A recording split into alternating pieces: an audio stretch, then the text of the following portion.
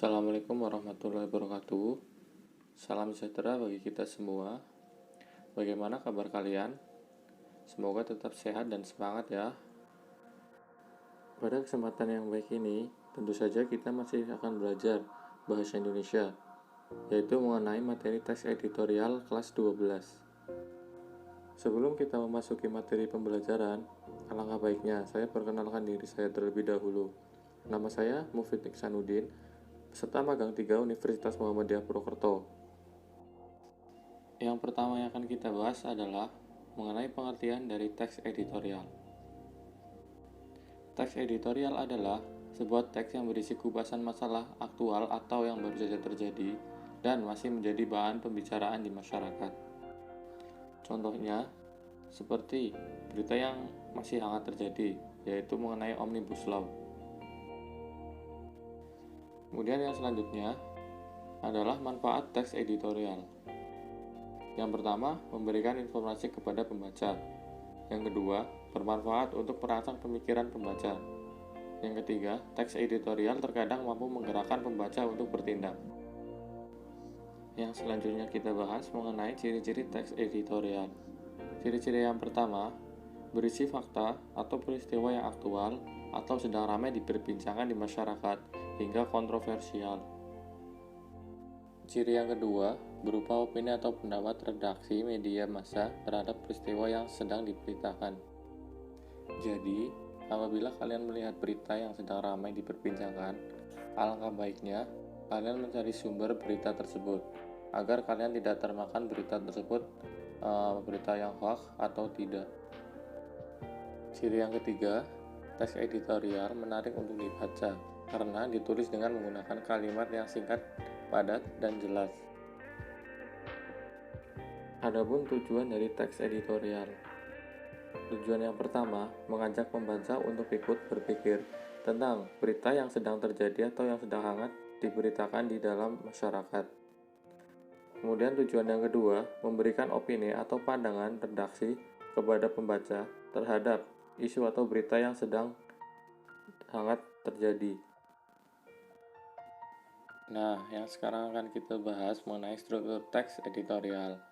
Karena hampir mirip dengan teks eksposisi, maka strukturnya pun sama. Struktur yang pertama adalah tesis. Tesis adalah bagian yang berisi sudut pandang penulis tentang masalah yang dibahas. Biasanya berisi sebuah teori yang akan diperkuat oleh argumen. Yang kedua ada argumentasi, merupakan alasan atau bukti yang digunakan guna memperkuat pernyataan dalam tesis. Argumentasi yang diberikan dapat berupa pernyataan umum atau data hasil penelitian, pernyataan para ahli maupun fakta-fakta berdasarkan referensi yang dipercaya. Yang ketiga ada pernyataan atau penegasan ulang pendapat, merupakan bagian yang berisi penegasan ulang pendapat yang didukung oleh fakta di bagian argumentasi guna memperkuat atau menegaskan. Penegasan ulang berada di bagian akhir teks. Nah, yang akan kita bahas selanjutnya mengenai kaidah kebahasaan dari teks editorial. Kaidah kebahasaan yang pertama adalah kata keterangan atau adverb ya, bertujuan agar pembaca meyakini teks yang dibahas dengan menggunakan kata keterangan seperti selalu, sering, biasanya, kadang-kadang, jarang, dan lain sebagainya. Yang kedua ada konjungsi, yaitu kata penghubung pada teks. Untuk menata argumentasi, biasanya menggunakan kata penghubung seperti kata pertama, kedua, berikutnya, selanjutnya.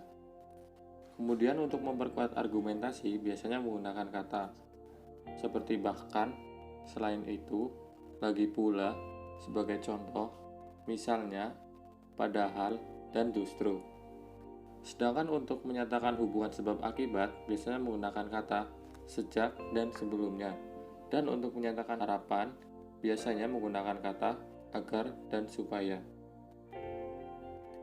Yang keempat ada kosakata. Kosakata adalah perbendaharaan kata-kata. Supaya teks opini mampu meyakinkan pembaca, maka diperlukan kosakata yang luas dan menarik. Biasanya, Konten teks editorial yang menarik tersebut mencakup hal-hal sebagai berikut. Yang pertama, aktual, fenomenal, editorial, imajinasi, modalitas, nukilan, tajuk rencana, teks opini, keterangan aposisi, dan keterangan pewatas. Demikian bahasan materi mengenai teks editorial. Apabila masih ada yang belum paham mengenai penjelasan materi tersebut, bisa ditanyakan melalui via Zoom pada pertemuan berikutnya. Terima kasih atas perhatiannya, dan mohon maaf apabila dalam pembelajaran video ini masih banyak kesalahan. Saya akhiri. Wassalamualaikum warahmatullahi wabarakatuh.